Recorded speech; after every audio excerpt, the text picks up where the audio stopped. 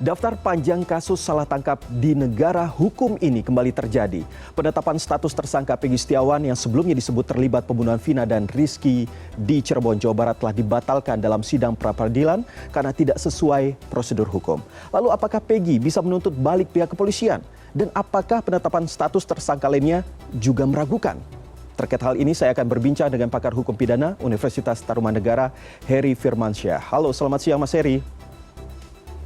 Selamat siang Mas Iqbal, salam sehat, Assalamualaikum. Waalaikumsalam warahmatullahi wabarakatuh. Mas Heri, langsung saja, hakim akhirnya batalkan status tersangka dari Peggy Setiawan. Padahal pihak kepolisian sebelumnya sangat yakin, bahkan disebutkan 200% bahwa Peggy Setiawan adalah otak pelaku pembunuhan Vina dan Eki. Respon Anda bagaimana? Iya, clean and clear bahwa dari putusan hakim melihat hanya dari prosedural dulu ya. Dia tidak menyentuh, menurut saya ya, tidak ada pernyataan bahwa ini error in persona atau tidak. Jadi belum masuk kepada pokok materi perkara. Hakim hanya melihat bahwa ada koreksi terhadap tindakan dari penyidik yang itu memang sifatnya prosedural, tapi kemudian menghilangkan hak hukum orang lain. Contohnya, ketika ditetapkan DPO harus ada serangkaian tindakan yang dilakukan tapi tidak dilakukan. Bahkan menghilangkan esensi pemeriksaan terhadap DPO tersebut. Orang itu tidak dipanggil terlebih dahulu. Padahal ada akibat hukum terhadap tindakan tersebut, khususnya bagi yang dikenai proses penegakan hukum. Maka si tersangka tadi atau orang yang ditetapkan sebagai DPO itu bisa saja kehilangan hak hukum untuk membela diri di muka hukum. Nah, itu kemudian dikoreksi dari konteks proses tadi. Dan prinsip kehati-hatian haruslah dikedepankan dalam penetapan tersangka. Bahasa yang tadi mungkin di CNN sampaikan itu adalah tergesa-gesa begitu ya, tapi pada hakikat dalam prinsip hukum acara pidana menganut prinsip kehati-hatian. Jadi tidak hanya menyoal masalah kecepatan mentersangkakan orang saja, tapi kemudian harus ditetapkan sesuai dengan prosedur yang berlaku. Agar apa? Agar tindakan hukum dari aparat penegak hukum itu sendiri dapat dipertanggungjawabkan, jelas arahnya kemana, gitu ya. Ini kira-kira pembelajaran dari putusan yang dimunculkan pada hari ini oleh Hakim Tunggal yang memeriksa perkara Peggy Setiawan. Gitu, Mas Iqbal. Mas Heri, ini kan terkait dengan prosedurnya. Tapi kalau misalnya tiba-tiba ada ada bukti lainnya, apakah ada kemungkinan bahwa Peggy bisa saja kembali lagi naik statusnya menjadi tersangka? Sebenarnya saya juga menyayangkan kalau memang itu terjadi ya, karena kalau kita bicara kepastian hukum harusnya perkaranya tidak berulang. Tapi kalau melihat dari konstruksi putusan sampai pada pertimbangan hakim sampai pada amar putusan, mungkin saya terlewat, mungkin saya hilaf. Tapi saya tidak menemukan ada kata kunci berkaitan dengan error in persona, bahwa orang ini benar-benar bukan pelakunya. Tidak ada kata tegas di sana. Tapi koreksi adalah bahwa tindakan menetapkan tersangka itu ada hal yang tidak sesuai prosedur, itu kemudian disampaikan dalam banyak pertimbangan hukum hakim, baik dari keterangan ahli, tapi keterangan saksi yang kemarin bahkan tidak ada yang dimunculkan sama sekali. Ini menandakan bahwa hakim membatasi diri, batas sucinya adalah tidak masuk kepada materi pokok perkara, Mas Iqbal. Jadi memang hanya benar menyoal masalah prosedural, apakah dipanggil dia dengan layak nggak, panggil berapa kali. Kalau tidak ada, itu saja sudah temuan kan. Maka ini korektif bagi pihak aparat penegak hukum dalam kasus Peggy Setiawan ini. Nah, yang kita sayangkan kan ini sudah ditarik ke sekelasnya levelnya Polda ya, tapi masih kemudian bukan hal-hal semacam ini. Maka ini bisa jadi persoalan di ranah hukum di kedepannya, bahwa tindakan hukum yang dilakukan oleh penyidik ini menjadi bisa diberikan tanda tanya besar oleh para pihak. Pada maksud kita tidak demikian ya, harusnya ketika Polda itu perkara ini sudah ditarik dari Polres Cirebon kepada Polda Jabar, maka level atensinya, level kesungguhannya, bahkan untuk meminimalisir kesalahan itu harusnya sudah di level yang mungkin sedikit di bawah sempurna lah. Nggak ada yang sempurna, tapi setidak-tidaknya sudah sangat dipertimbangkan bahwa tidak mungkin diberikan loophole atau celah hukum agar perkara ini menjadi kalah. Memang ini bukan at the end of the day ya, bukan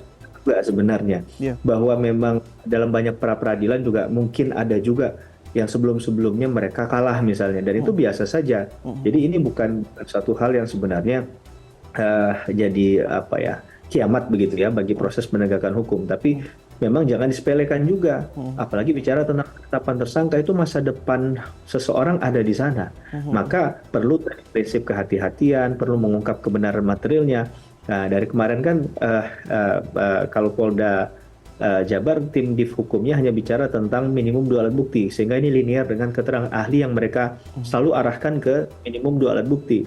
Tapi persoalan masalah minimum 2 alat bukti kan masalah kuantitas. Padahal sesungguhnya dalam persoalan hukum kita bukan hanya kuantitas, tapi kualitas dalam penanganan perkara, dalam persoalan-persoalan penegakan hukum. Itu sejatinya persoalan hukum yang kita hadapi di ranah praktik, yang itu harus dijawab dan harus itu yang diberikan keadilan dan kepastian hukum kepada masyarakat luas.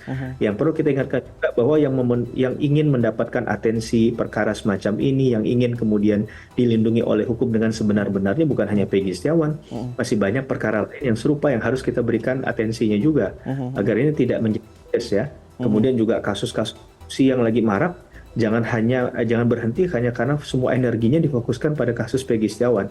Sesungguhnya kita masih banyak PR besar dalam penegakan hukum, karena pra-peradilan ini kan bisa dilakukan tidak hanya di kasus Peggy Setiawan, tapi di setiap perkara yang kemudian menyoal masalah penetapan tersangka, yang kemudian itu ada perluasan dari pra-peradilan berdasarkan pada putusan Mahkamah Konstitusi nomor 21 PUU 12 Romawi tahun 2014. Begitu Mas Iqbal.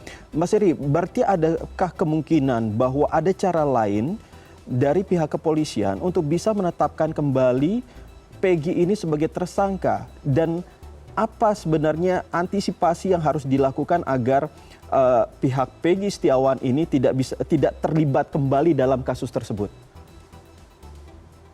Iya, ini masalah dikeluarkannya katakanlah sprindik baru, maka harus ada proses kembali ya. Apakah proses ulang panggilan, maka harus diikuti dulu prosedurnya sesuai dengan peraturan Kapolri yang menjadi nafas dari penegakan hukum dalam konteks hukum acara internal yang dipegang oleh masing-masing petugas dari kepolisian. Itu yang harus jadi semangatnya terlebih dahulu, agar tadi jangan sampai kemudian ini jadi malah katakanlah kontraproduktif terhadap tugas yang dilakukan oleh polisi. Walaupun tadi sifatnya prosedural, jangan dianggap biasa saja ya. Walaupun ini belum kiamat, karena memang masih memungkinkan dalam banyak praktik masih dimungkinkan adanya sprindik baru misalnya. Karena tadi saya juga tidak melihat ada kalimat yang benar-benar tersirat maupun tersurat bahwa tidak boleh ditetapkan kembali menjadi tersangka dalam perkara ini. Apakah mendasarkan 2 alat bukti yang lain atau tidak. Karena tadi dari awal sepertinya pandangan saya ya, sekali lagi pengamat hukum pidana bisa beda-beda, tapi pendapat saya sepertinya tidak mau masuk ke ranah pokok perkara. Maka kalau dia belum menyentuh pada pokok perkara, sedangkan masih ada kewajiban hukum dari penyidik untuk menghadirkan atau menemukan DPO yang termaktub atau termuat dalam putusan pengadilan yang sebelumnya dari baik di PN maupun tingkat kasasi, maka ini kan jadi tugasnya penyidik. Nah, kalau penyidik kemudian menemukan kembali bahwa dia yakin memang yang kemarin atau orang lain lah yang harus bertanggung jawab, karena kita bicara dalam perbuatan pidana, belum tentu juga orang itu benar-benar adalah pelakunya atau pertanggungjawaban pidana melekat padanya. Maka ini harus diuji di pra-peradilan tadi. Nah, dalam konteks ini proseduralnya yang lebih dahulu menurut hakim nggak masuk ke ranah kebenaran materialnya. Nah, ini yang kemudian bisa jadi perdebatan kembali nih di ruang publik. Apakah kemudian berdasarkan pada keyakinan tadi dan minimum 2 alat bukti lewat level penyidikan mereka bisa menghadirkan kembali misalnya Peggy Setiawan. Walaupun sekali lagi saya katakan sebaiknya demi kepastian hukum dan demi keadilan ya jangan dipaksakan.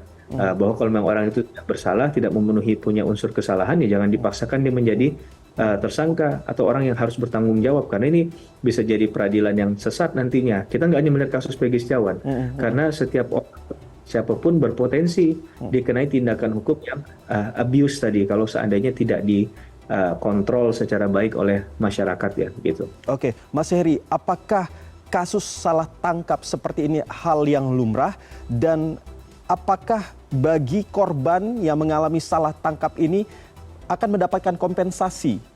Kalaupun mendapatkan kompensasi, seperti apa bentuknya?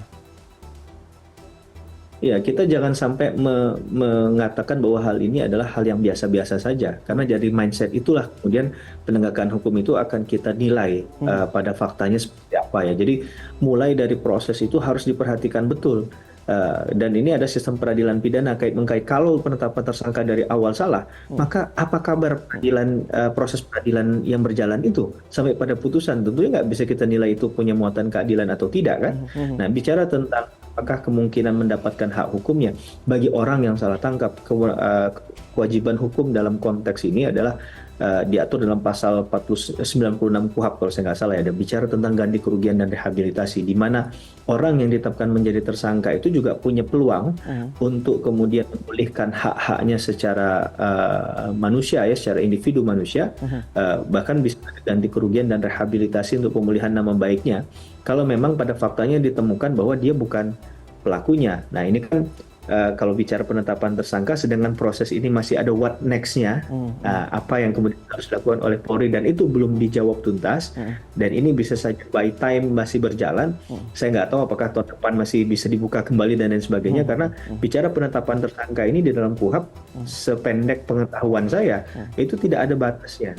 Sampai mungkin ya sampai akhir zaman ini, akhir dunia masih melekat status tersangka, atau mohon maaf orang yang ditetapkan tersangka itu meninggal dunia. Nah kalau proses itu tidak ada, maka bisa saja terus berjalan.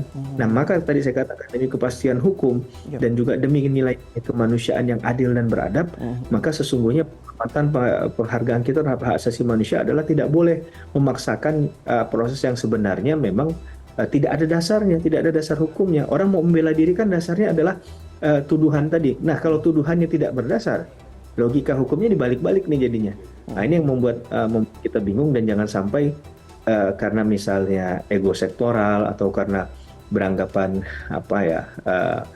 ini adalah hal yang biasa tadi, akhirnya dipaksakan kasus ini, biarkan nanti dia yang berproses, biarkan dia membela diri. Kalau memang toh tidak bersalah, ya berarti memang dia tidak bersalah. Nah tidak segampang itu atau tidak karena itu pemikirannya Mas Iqbal gitu. Baik, tentunya kita kawal bersama-sama kasus ini, dan semoga nantinya siapa otak pelaku di balik ini semua bisa terkuak. Terima kasih sekali lagi Mas Heri Firmansyah, pakar hukum pidana Universitas Tarumanegara, sudah berbincang dengan kami di siang hari ini. Salam sehat selalu Mas. Salam sehat juga Mas Iqbal. Assalamualaikum. Waalaikumsalam warahmatullahi wabarakatuh.